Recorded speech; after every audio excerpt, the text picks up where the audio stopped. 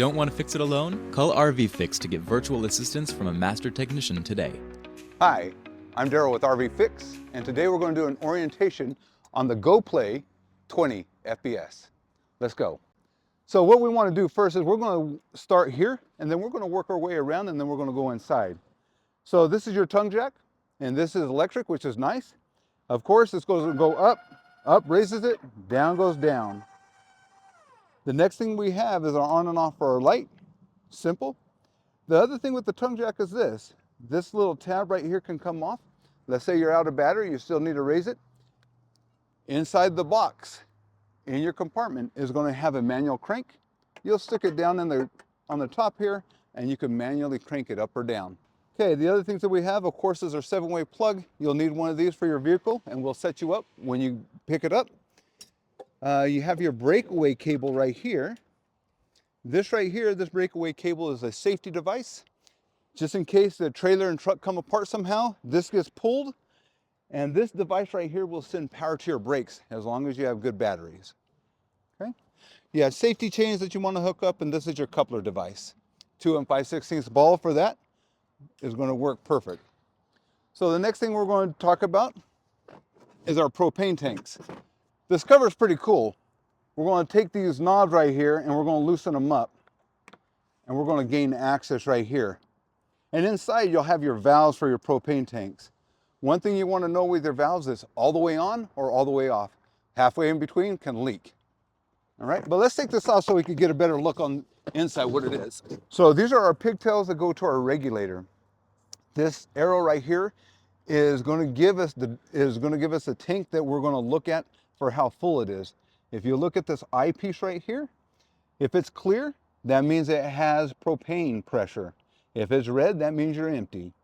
Okay, so I could switch it this way too. Don't put it in the middle, it possibly could leak. The other things that we have up here in front are your battery cables. Right now we only have one. I suggest if you're going to do a lot of camping, I get 2 batteries. 2 group 24 batteries, or lithium batteries are even nice these days as well. Let's go around this other side right here. Okay, so this is our front compartment right here. We're going to open this up. This is the box that I grabbed that device out of for manually operating the tongue jack. Other things that we have in here, this is going to be a sheet cover for your bed. This is going to have other things that you may find all your paperwork and your manuals. You have a glass plate for your microwave. Usually that's installed when you pick it up, as well as a ring for the microwave. We have bumper caps that should be installed into your bumper. And then your termination or your black and gray tank drain cap. Okay? Other things that you'll find in there is this crank right here. So this crank comes right here. This is how you'll, this is your stab jack right here, and we're going to crank it down. Now I'll go all the way down with our stab jacks. You have 4 of them. I say stab jacks. Stab jacks is stabilization jack. But these stab jacks, you have 4 of them, and they're only meant to stabilize. They're not meant to level. If you try to level these, a lot of times you'll crank them too hard and they'll bend and bust. They're only meant to, so when you're walking inside, you don't feel the sway of the trailer.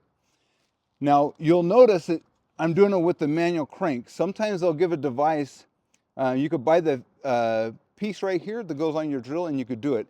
I wouldn't use an impact because impacts will destroy these. Just use a regular drill. Okay. Other things that we have on the outside, and we'll get the stab jack, we'll put it up here in a second, is this exit window right here. We'll show you how to use it on the inside, but this is the exit window from the bedroom. We have our slide out here, and we have our tires right here. Our tires, one of the things that we do for tires is if you're going to store it in a place where you have a lot of sun, you want to put tire covers on, and definitely you could buy those in the store. Okay. Then we're coming right here for the FBS. We have this docking station. You have these pieces right here that can pop out and slide over to where you could put your hoses through or your coax ports. But let's talk about what's inside here. So first I'm going to flip this down to keep that in place. This right here is your outside shower. This collar pushes out and this retracts. when they're brand new, they're stiff. So you want to really push in there and put it in. So I could turn on my water. So the other thing that we have here is we have a coax port right here. Let's say you go to an RV park. A lot of times they have cable TV. If you have a coax cable, you could go from the RV park port to this port right here, and inside I'll show you how to use it when you have a TV. The next thing that we have is this is a black tank flush. So I'll take my hose, I'll stick it in here, and what happens is as I turn on my hose, it goes from here and it goes into an anti-siphon device. And then from there it goes all the way down to your black tank. So when you turn it on, it flushes out your black tank. It'll spray the inside of it. And when you do that, you want to make sure your black tank is open so you don't flood the tank. The next thing we have is this guy right here, this blue handle. So if I turn my knob up here, right now I'm filling my fresh tank fill. If I turn it down here, it says city. So when I put my hose in here, this is how I pressurize my water system in the RV. If I do it to the left, of course, once again, it fills the fresh tank, and there's two ways to fill it. This is just one. I'll show you the other one in a little bit. Okay, so we have that. So now we're gonna look at these two tags right here, gray water holding tank, black water holding tank. So down here, this is our gray water tank valve right here, this handle here. And on the other side, this is our black water holding tank valve. Okay, that cap that was in that black box, or in the cardboard box, goes onto here. The little knob will come here and we'll twist the cap on. So let's talk about the black and gray tank. So black tank, of course, is going to be your sewer water, strictly from your toilet, right? The gray tank is going to be from your kitchen, and it's going to be from your shower. It's going to be for your bathroom faucet. So what happens is when you're done camping, what you want to do is you're going to grab this hose right here. You'll get a hose like this, and you're going to put it right on the cap right there. Okay? And then a lot of people will pull their black tank first, and when it's dumped, they'll close it, and then they'll pull their gray tank, and the gray tank water washes out, kind of rinses out the hose a little bit.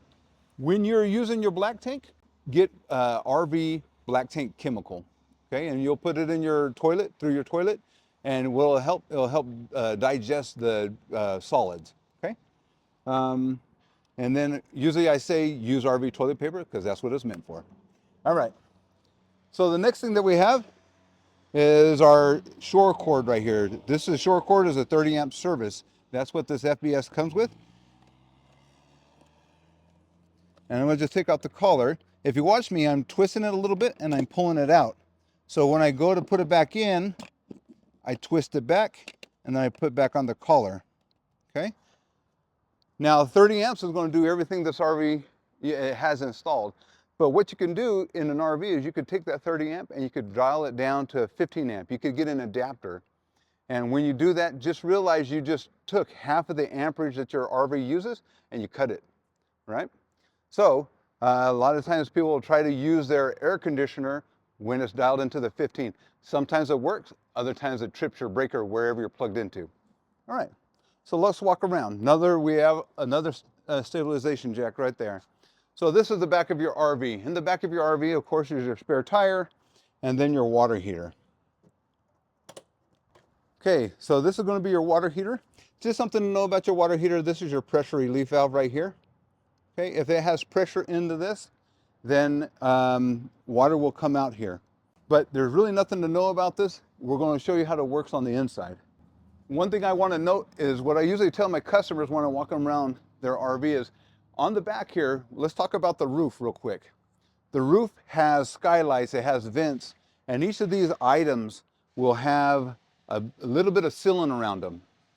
And if that sealant becomes cracked or has bubbles and stuff like that, you'll have water penetrate through. So usually I say at the beginning of the season and at the end of the season of camping, you want to check your roof. And in places where you get a lot of moisture, you probably want to even check it more.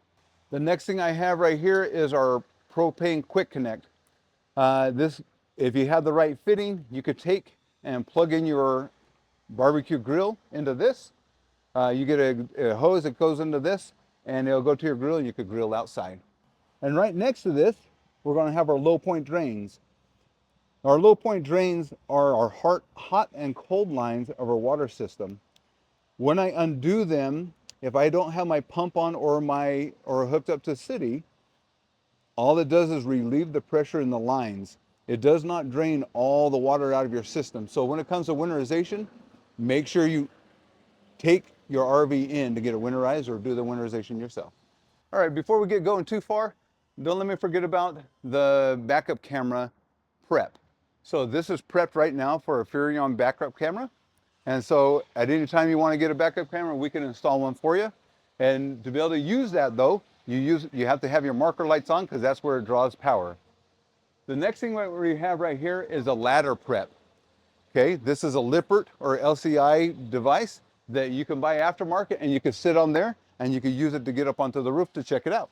On the 20 FPS, we have the Go Power solar charge controller. So you have a solar panel on top of your RV. That solar panel is more of a trickle charge with only one solar panel. All right. You'll use a lot of battery power with your refrigerator, with your lights, and things like that. And we'll talk about a little bit about that inside. But if you're looking at the panel, you'll see that you have 13.6 volts and 6.9. That's at the batteries right now. You can see the batteries look like they're full right there. 23.1 is the voltage coming from the solar panel to the charge controller. The charge controller dials it down to the 13.6, which charges your battery. Now this guy right here is a battery disconnect. And what that does is it disconnects in all the items that use 12 volt inside your RV so that it doesn't drain your battery like let's say you're storing it. It doesn't drain your battery. And so what we're going to do to turn it off, we're going to turn it off and we can pull it out. A lot of times we just kind of leave it in this position. This is the off position. This is the on position. Okay. We also have a push button light right here. All right. The other thing it comes with is just a fold out table. We just slide it out and use it. You'll notice it says low point drain right here. This low point drain is more venting for your fresh tank. There's a couple of hose lines underneath there, as well as you saw the pepcock for the fresh tank.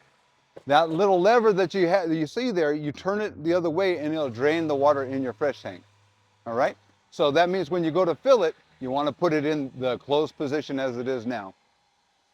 So other things that we're going to talk about, we'll talk about the awning here in a second, but let's talk about this guy right here. This is your second way to fill your fresh tank. You take your hose, garden hose, put it in here, and you turn it on and it will fill. Usually what I do is when it's filling this way, or even when I'm filling it the other way, I will monitor how full my level is. And when it says full on the monitor panel, I'll show you that on the inside, then I turn it off. Okay, this is going to be the exhaust for the furnace. It gets hot. Just know that it gets hot, right? But let's say your furnace is turned on and you're thinking, oh, is it working? Is it not working? You could always come out here, put your hand about this far away, feel the air coming out, and see if it's hot.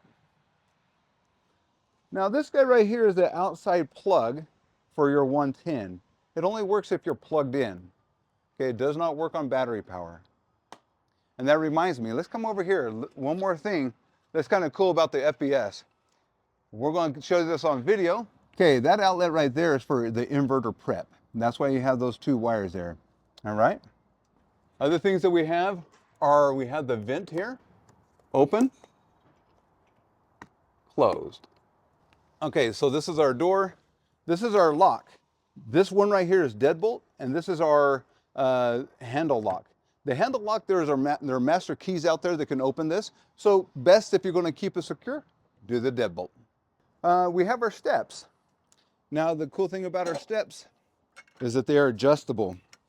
There's this lever right here that we can adjust it in and out.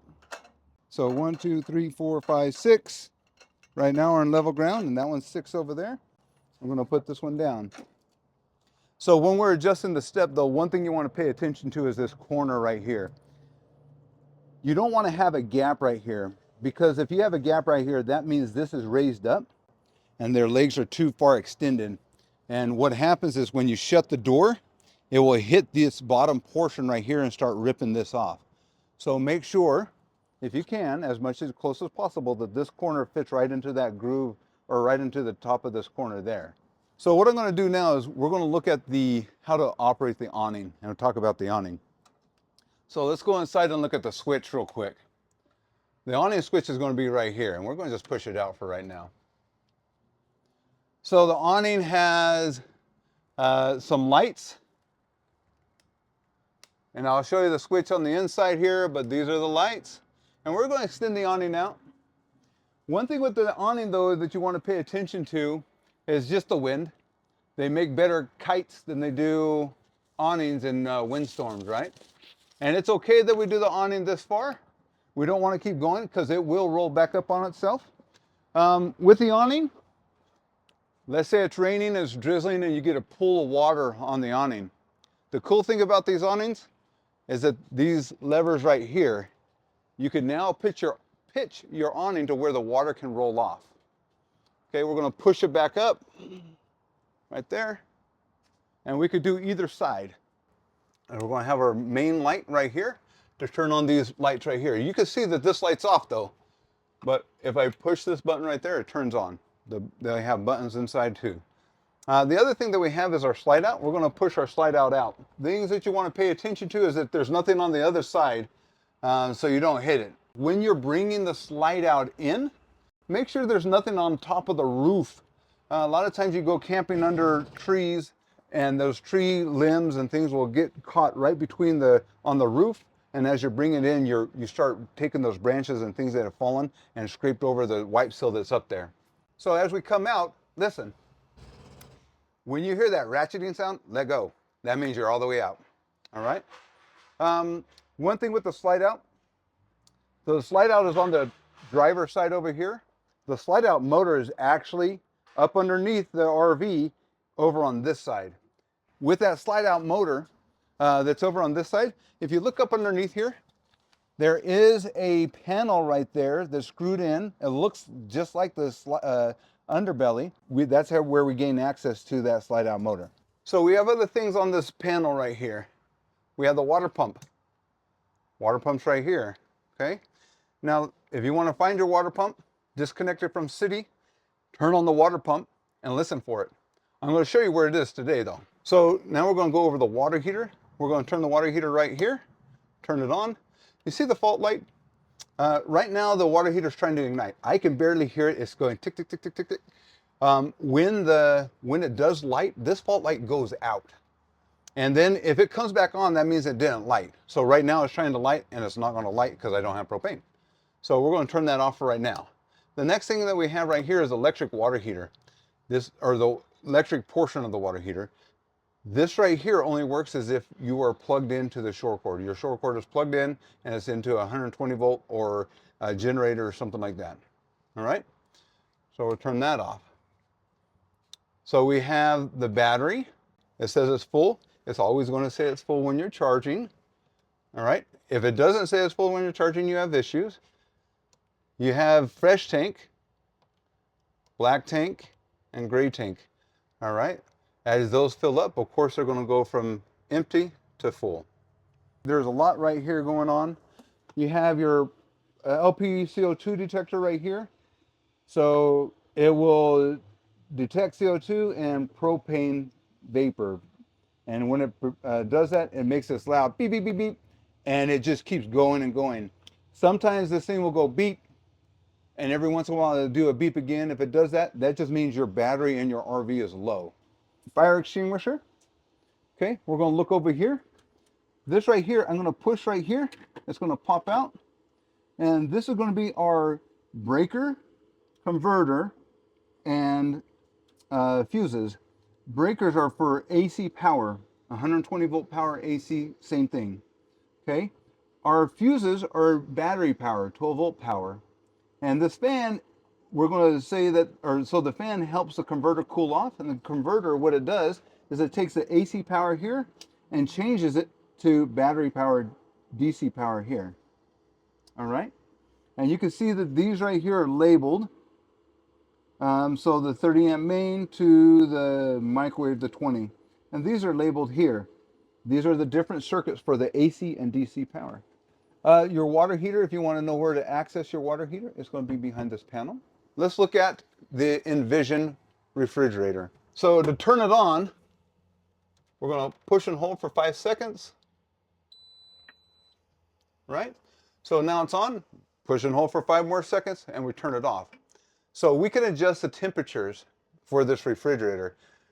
The colder it is, you want to make this maybe a little bit warmer, the colder outside. The warmer it is outside, you may want to make this a little bit colder. You're going to have to work with it to kind of figure out the sweet spot for it.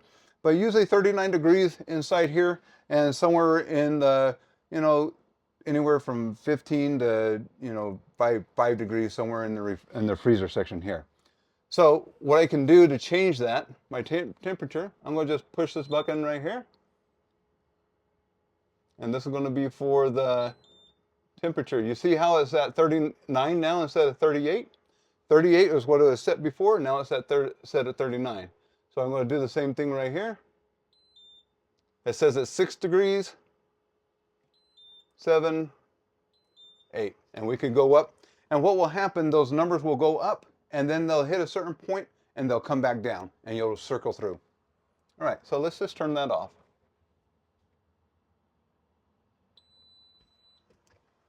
Yeah, we want to make sure, you know, don't use it like your home refrigerator where you open it up and you just hang out there looking inside. You know, it takes a lot of power to kind of keep this cool, and as much as it can be in the cold section, the less it has to run. That just helps conserve battery power, especially if you're dry camping. Okay, so we're going to walk around the room this way. So you have your cabinets. We understand that. This is your kitchen sink right there. This is just a USB outlet. Okay, USB outlet, if you're dry camping, pulls from your battery, takes your battery power, and puts it into your phone or whatever you have plugged into the USB. Fan for the above the stove.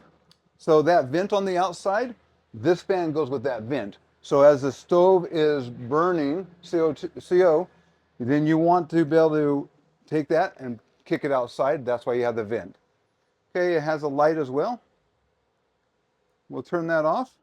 Now this is our stove. We're going to rotate our glass back, and we're going to just kind of let it hang. Don't push it back. You could bend these, as well as when you're done using it, make sure you bring it back forward. Okay. We're going to turn it on first, right here. Now these are kind of cool stoves. You could hear the tick, tick, tick. And we don't have any propane, but if we have propane, we'd be, actually this one right here is the oven. We'd be watching the oven light down here. So you could probably see it in the reflection there, it ticking. All right. The oven's kind of tricky. So what you're going to do is you're going to press in, let's do this. You're going to press in the button and turn it to pilot. And once you see that the pilot light has lit, you're going to hold it for a little bit longer. And once you hold it for a little bit longer, then you're going to let go. And that pilot light should stay on. And then you can adjust your knob to where you want to go. Okay? But you got to kind of hold it in as a thermocouple. And the thermocouple has to heat up from the pilot light flame. All right. Then this one right here is going to be, you have these little igniters right in here for each burner. And this one right here will, when I'm pushing it in, it does the igniter as well as it allows propane to come up into this area to where it'll turn on. Okay, and we have the other ones there. So when we're done, we'll turn it off. Other thing that we have down here, this is the location of the furnace. We'll talk about the thermostat here in a second. So this is the microwave. The microwave only runs on shore power. If you have it plugged in, 120 AC voltage, that's what it's going to run on. Okay. So next thing that we have is this outlet. Same thing as a microwave. It only works if you're plugged in. This is a television bracket location. This right here has backing to where you can mount a bracket for a TV, and you can hang the TV right here. This is going to be where we hook up our cable for our coax for our cable TV from the port that's outside. It comes with this one, and it goes from here, and you'll plug it into your TV.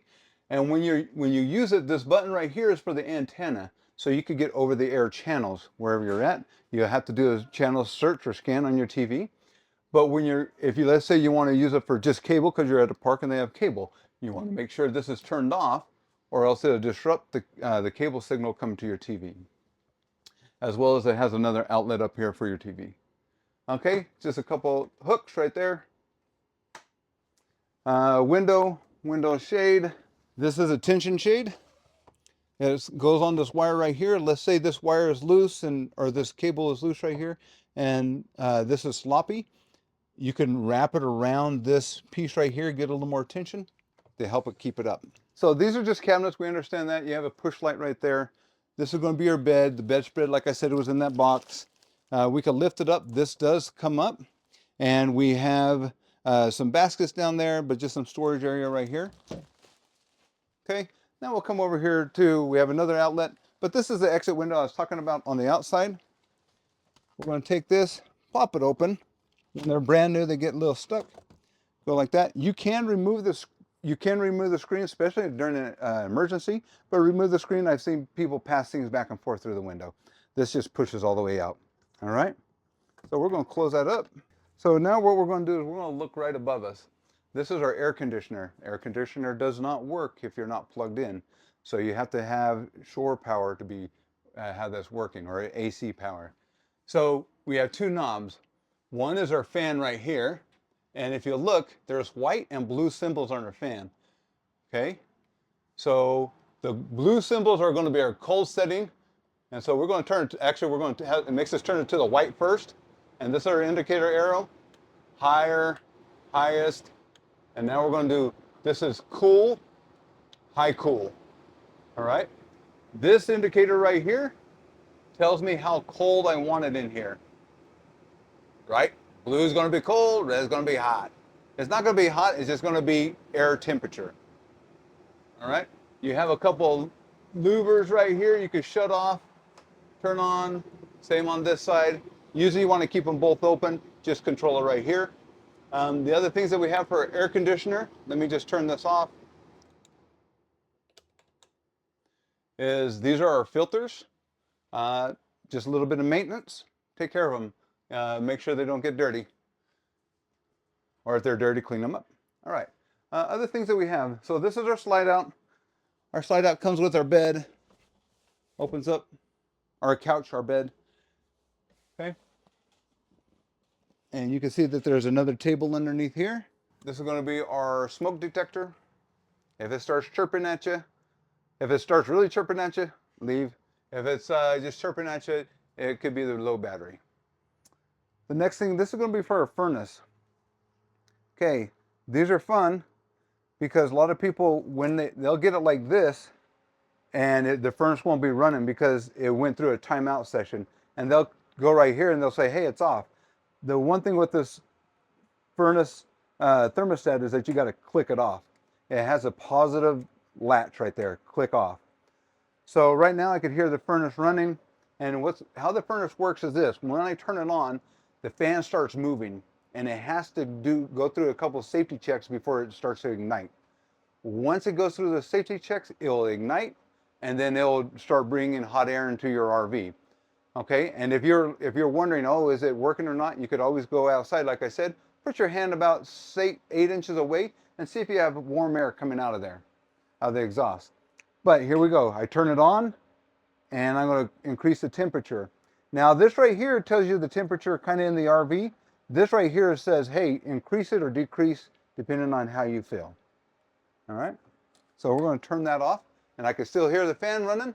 Once it's done, once I have it turned off, the fan is going to keep going for another about a minute or so as it expels all the rest of the exhaust that it feels like it has in there, and then it'll turn off on its own.